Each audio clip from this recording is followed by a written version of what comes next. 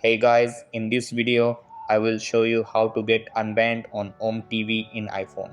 Alright, let's begin. So, the first thing that you want to do is open Safari or any other search engine on your iPhone. Over here, search for OmeTV.